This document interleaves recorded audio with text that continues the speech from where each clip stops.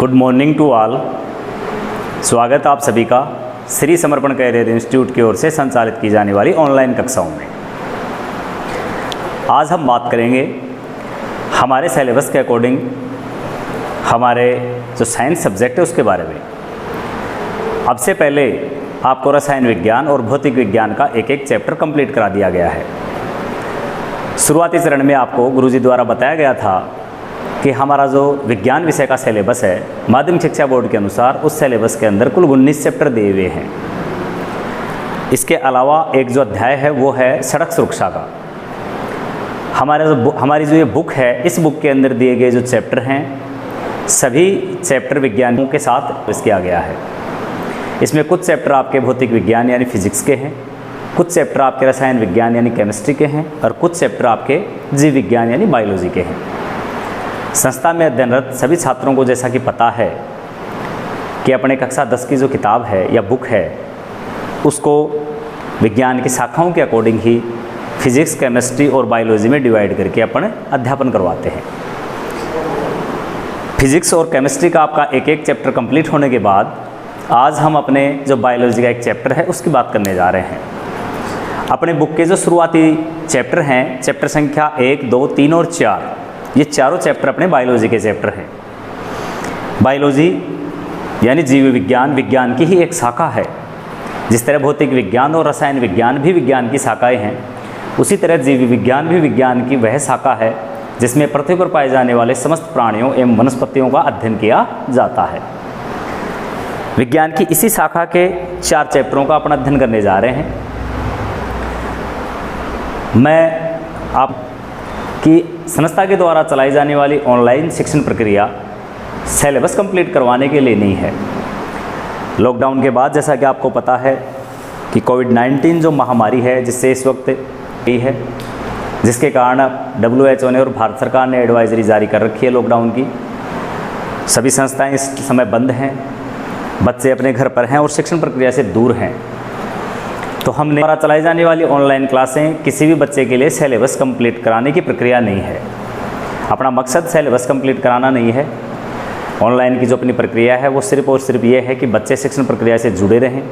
अगर लंबे समय तक आप संस्थाओं से दूर रहोगे, शिक्षण प्रक्रिया से दूर रहोगे, तो शिक्षण प्रक्रिया फिर भविष्य में आपके लिए अरुचिकर हो जाएगी।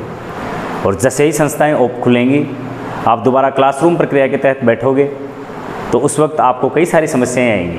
इसलिए हमने ऑनलाइन क्लासों की प्रक्रिया शुरू कर रखी है ताकि बच्चे घर पर रहकर अपनी शिक्षण प्रक्रिया को बनाए रख सकें। और इस प्रक्रिया में हमें ये भी देखने को मिला है कि जो बच्चे और अभिभावक जागरूक हैं वो इस माध्यम के द्वारा, इस माध्यम का उपयोग करके बहुत बढ़िया तरीके से अपने शिक्षण प्रक्रिया को बनाए हुए हैं।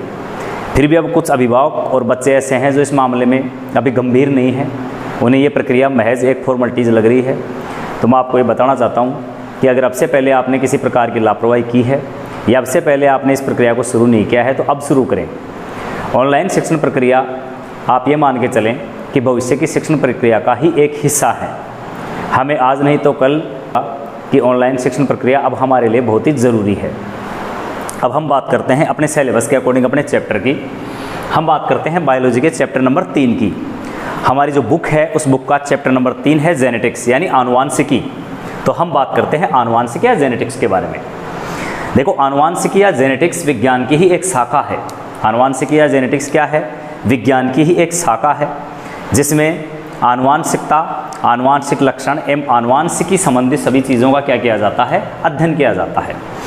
हम एक बार अगर अपने इस चैप्टर की बात करें तो इस चैप्टर के अंदर हम आनुवांशिकी, आनुवांशिकता, आनुवांशिक लक्षण, आनुवांशिकी पर जिन वैज्ञानिकों ने शुरुआती चरण में इसके बारे में जानकारी दी गई थी उनके बारे में, जैसे मेंडल था, बैटसन था, मॉर्गन, स्पेंसर, इन सभी के बारे में अपन थोड़ा बहुत जानने की कोशिश करेंगे। चूँकि आनुवांशिकी में बहुत बड़ा योगदान था मेंडल का और मेंडल को ही आनुवांशिकी का क्या कहा जाता है? जनक कहा जाता है। इसलिए अपन इस चैप्टर के अंदर मेंडलवाद का अध्ययन करेंगे, मेंडल के जीवन परिचय को जानेंगे। मेंडल ने अपने जीवन काल में आनुवांशिकी को समझाने के लिए बहुत सारे प्रयोग किए, उन प्रयोगों के बारे में जानेंगे और उन प्रयोगों के आधार पर मेंडल ने आनुवांशिकी के लिए कुछ नियमों का प्रतिपादन किया। हम उन नियमों के बारे में जानेंगे। तो सम्मिलित रूप से अपन आनुवांशिकी के बारे में थोड़ा बहुत समझने और जानने की कोशिश करेंगे। सबसे पहले हम बात करते हैं आनुवांशिकी। अपन कुछ मुख्य पॉइंटों के बारे में पढ़ते हैं। सबसे पहले हम बात करते हैं आनुवांशिकी के बारे में। देखो भाई, आनुवांशिकी क्या है?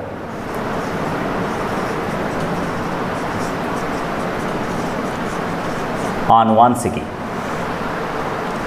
अगर हम इसकी डेफिनेशन देना चाहें तो हम डेफिनेशन इस तरीके से दे सकते हैं, जीव विज्ञान की वह शाखा, आनुवांशिकी क्या है? जीव विज्ञान की वह शाखा जिसमें सजीवों के लक्षणों की आनुवांशिकता एवं विभिन्नताओं का अध्ययन किया जाता है। जीव विज्ञान की वह शाखा जिसमें सजीवों के लक्षणों एवं विभिन्नताओं का अध्ययन किया जाता है, उसे क्या कहा जाता है? आनुवांशिकी कहा जाता है। तो अपन जो इसकी परिभाषा लिखेंगे वो कुछ इस तरीके से लिखेंगे, जीव विज्ञान की वह शाखा जिसमें, जीव विज्ञान की वह शाखा जिसमें, जीव विज्ञान की वह शाखा जिसमें सजीवों के लक्षणों की आनुवांशिकता एवं सजीवों के लक्षणों की आनुवांशिकता एवं विभिन्नताओं का अध्ययन किया जाता है। विभिन्नताओं का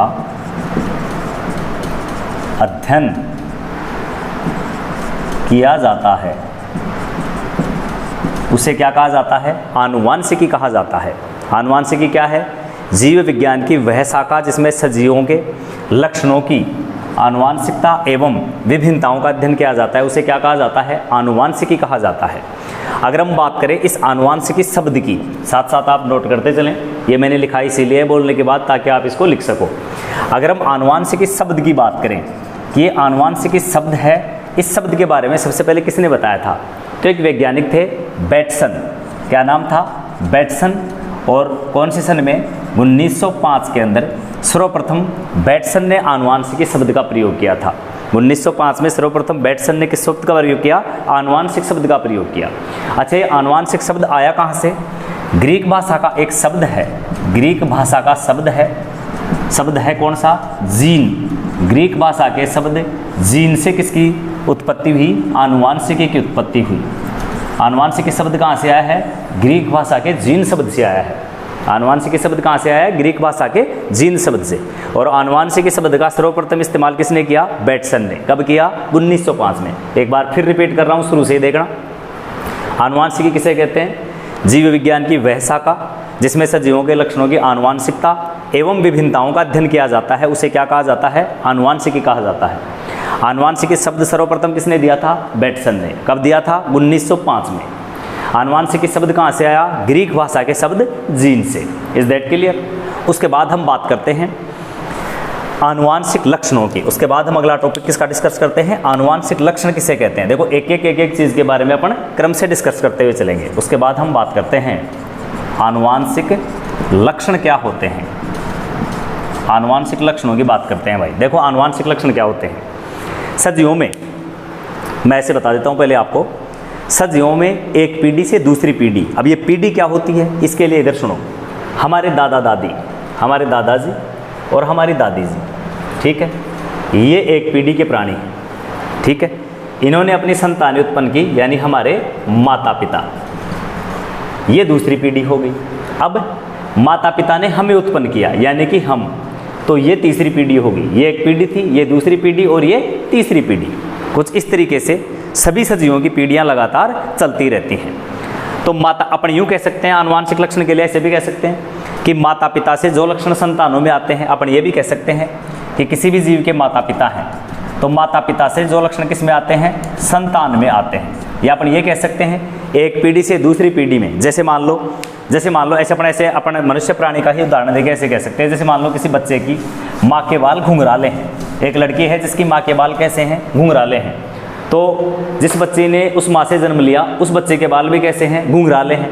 या किसी की आँख के कोर्निया का रंग उसकी माँ के जैसा है, या उत्पन्न होने वाली संतान के शरीर का रूप रंग माता पिता के जैसे है, शरीर का आकार माता पिता के जैसे है।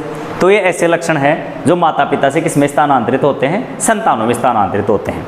तो जो लक्षण एक पीढ़ी से दूसरी पीढ़ी में स्थानांतरित होते हैं, या जो लक्षण माता पिता से संतानों में जाते हैं, ऐसे लक्षणों को क्या कहा जाता है?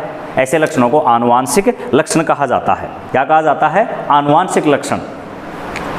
अपन ये कह सकते हैं सजीवों में एक पीढ़ी से दूसरी पीढ़ी में, सदियों में एक पीढ़ी से दूसरी पीढ़ी में स्थानांतरित होने वाले, सदियों में एक पीढ़ी से दूसरी पीढ़ी में स्थानांतरित होने वाले लक्षणों को आनुवांशिक लक्षण कहा जाता है। आनुवांशिक लक्षण किसे कहेंगे? या तो माता पिता से संतानों में स्थानांतरित होने वाले लक्षणों को आनुवांशिक लक्षण कहा जाता है, या दूसरी परिभाषा आप ऐसे दे सकते हो कि सजीवों में एक पीढ़ी से दूसरी पीढ़ी में स्थानांतरित होने वाले लक्षणों को क्या कहा जाता है? आनुवांशिक लक्षण कहा जाता है।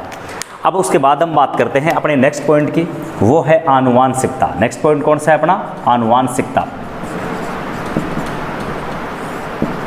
हम बात करते हैं आनुवांशिकता के बारे में। देखो आनुवांशिकता क्या है? आनुवांशिकता, इसे वंशागति भी कहा जाता है भाई। आनुवांशिकता को क्या कहा जाता है? वंशागति। अपन वंशागति भी बोल सकते हैं इसको, ठीक है। अगर किसी भी एक जीव के लक्षण या गुण उससे उत्पन्न होने वाली संतान में जाते हैं तो लक्षणों का माता पिता से संतानों में जाना, देखो जो गुण या लक्षण माता पिता से संतानों में जाते हैं उन्हें तो क्या कहा जाता है? आनुवांशिक लक्षण कहा जाता है। और गुणों या लक्षणों का माता पिता से संतानों में जाना या गुणों या लक्षणों का एक पीढ़ी से दूसरी पीढ़ी में स्थानांतरित होना क्या कहलाता है? आनुवांशिकता या वंशागति कहलाता है। कई बार अपन सामान्य बोलचाल के भाषा में प्रयोग करते हैं, जैसे किसी बच्चे को एग्जाम्पल देके कहते हैं कि इसमें तो कुछ लक्षण वंशागत हैं, तो अपने ये कहते हैं कि वो लक्षण उसको किससे मिले हैं या वो गुण उससे में किससे आए हैं? माता पिता से। तो पीढ़ी दर पीढ़ी आनुवांशिक लक्षणों का एक पीढ़ी से दूसरी पीढ़ी में जाना क्या कहलाता है? आनुवांशिकता कहलाता है। चारों शब्द एक जैसे मिलते जुलते ही, टेक्निकल वर्ड जो हम पढ़ रहे हैं एक जैसे मिलते जुलते ही हैं। आनुवांशिक विज्ञान की शाखा है जिसमें आनुवांशिकता में विभिन्नताओं का अध्ययन किया जाता है। आनुवांशिक लक्षण एक पीढ़ी से दूसरी पीढ़ी में जाने वाले लक्षण हैं और एक पीढ़ी से दूसरी पीढ़ी में लक्षणों का जाना ही क्या कहलाता है? आनुवांशिकता कहलाता है या वंशागति कहलाता है। तो अपन ये कह सकते हैं कि लक्षणों का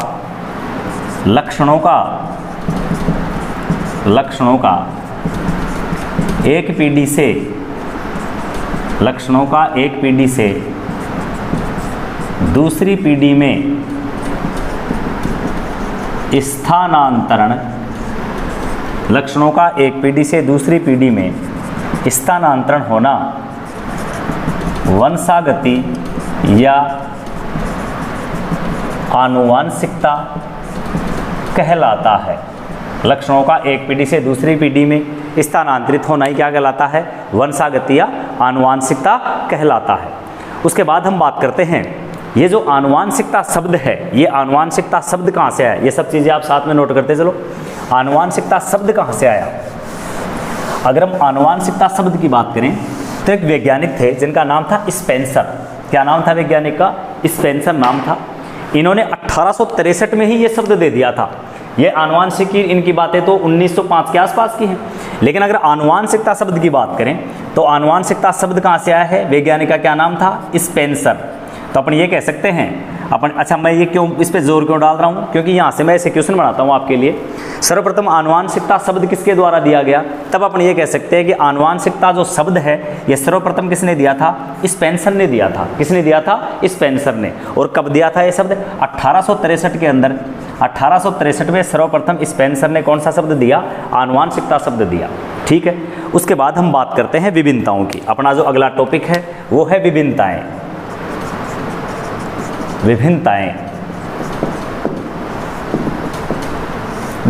देखो वेरिएशंस या विभिन्नताएं क्या होती हैं? विभिन्नताओं का मतलब है, देखो हम अपने आसपास में बहुत सारे जीव देखते हैं, अलग अलग प्रजातियों के हमारे को बहुत सारे जीव दिखाई देते हैं, बहुत सारी वनस्पतियां और बहुत सारे प्राणी हमारे आसपास मौजूद हैं। सभी प्राणियों एवं जंतु जो हमारे आसपास के परिवेश में मौजूद हैं उनके लिए हम एक शब्द काम में लेते हैं, वो लेते हैं जैव विविधता। ठीक है, बायोडाइवर्सिटी। लेकिन बात आती है वेरिएशंस या विभिन्नताएं। ये क्या होती हैं विभिन्नताएं? विभिन्नताओं का मतलब है, देखो अलग अलग जीवों के, अलग अलग प्रजाति के जीवों में अलग अलग चीज़ें हमारे को दिखाई देना, ये तो नॉर्मल सी बात है। लेकिन एक ही प्रजाति के जीवों में जो असमानताएं हमें देखने को मिलती हैं, जैसे मनुष्य प्रजाति पूरी पृथ्वी पर मनुष्य प्रजाति के सभी जीव मनुष्य प्रजाति के, अगर हम मनुष्य की बात करें तो पूरी पृथ्वी पर सभी मानव प्रजाति के ही हैं। लेकिन अगर हम पूरी पृथ्वी पर रहने वाले मनुष्यों की बात करें तो मनुष्य प्रजाति के जो जीव हैं ये एक दूसरे से क्या है, भिन्न है। या अपन शॉर्ट में यूँ कह सकते हैं कि एक ही माता पिता से जो संतानें उत्पन्न होती हैं वो संतानें भी रूप रंग आकार प्रकार में एक दूसरे से क्या होती हैं, भिन्न होती हैं।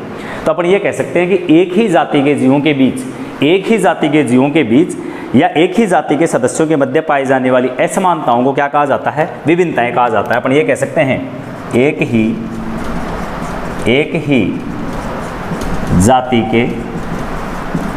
सदस्यों के मध्य पाई जाने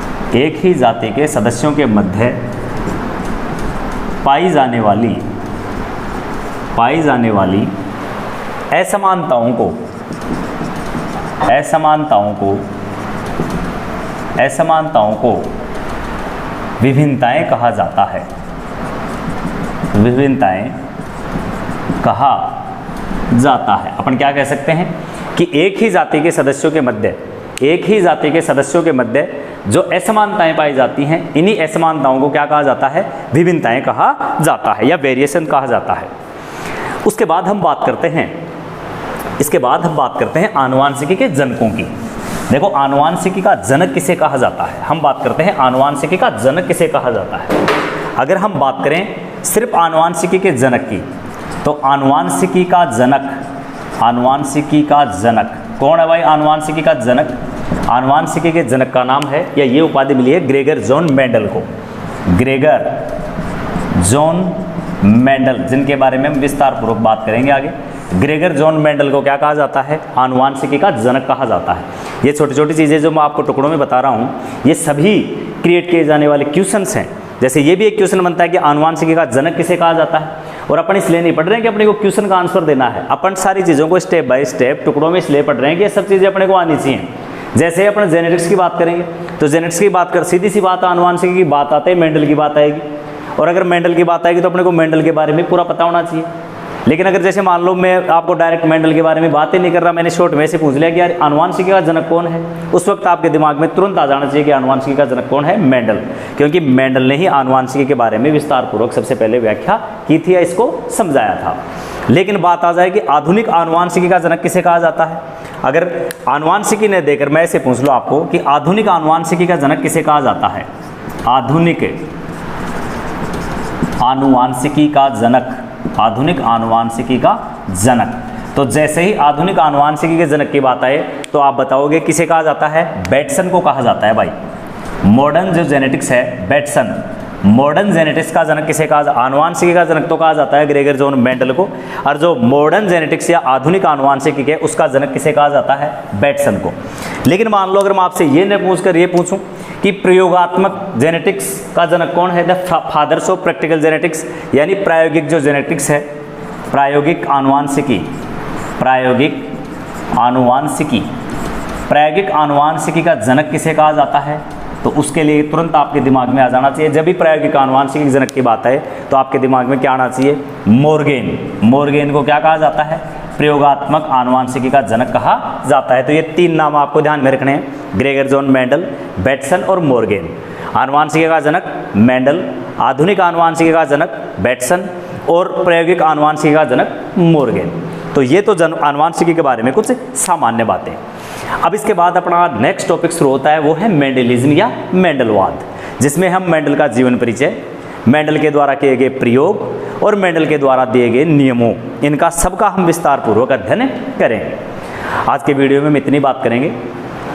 देखो हम आपके लिए जो वीडियो क्रिएट कर रहे हैं ये कम समय अवधि के वीडियो है। हमारी कोशिश ये है कि कम से कम समय के अंदर हम आपको ज़्यादा से ज़्यादा चीज़ें एक्सप्लेन करने की कोशिश करेंगे। अगर बहुत लंबे लंबे समय अवधि के वीडियो हम आपके लिए अपलोड करेंगे, जैसे मान लो मैं ही आपके लिए अगर 40, 45 या 50 मिनट का वीडियो अपलोड करता हूँ, तो जैसे कि आपको पता है कि कक्षा 10 के छात्र छात्राओं के लिए प्रतिदिन 4 विषय, विज्ञान, गणित, अंग्रेजी और सामाजिक विज्ञान, चारों विषयों के जो वीडियो लेक्चर्स हैं वो आपको उपलब्ध करवाए जा रहे हैं। अगर 40 या 50 मिनट की समयावधि के वीडियो लेक्चर्स हम आपको उपलब्ध करवाते हैं तो जैसा कि हमें इस बात का पता है कि अभिभावक आपको इतने समय अवधि के लिए स्मार्टफोन उपलब्ध नहीं करवा पाएंगे, इसलिए हमारा प्रयास ये है कि हम कम समय अवधि के वीडियो आपको उपलब्ध करवाएं और ज़्यादा से ज़्यादा चीज़ें आपको समझाने की कोशिश करें। और दूसरा फ़ायदा ये है कि आप लगातार ज़्यादा देर तक अगर स्मार्टफोन को अपने आँखों के सामने रखोगे तो लगातार लंबे समय तक इसका प्रयोग करने से आँखों पर किसी प्रकार का साइड इफेक्ट उत्पन्न हो सकता है। तो हमारा भी ये प्रयास है कि कम समय अवधि के लिए आपको स्मार्टफोन मिले और उसी कम समय अवधि के दौरान आप बहुत सारी चीज़ों को सीखने और समझने का प्रयास करें। Thank you. शेष बचाओ आपका दिन बहुत शुभ रहे। बाकी बातें हम करेंगे अपने नेक्स्ट वीडियो में।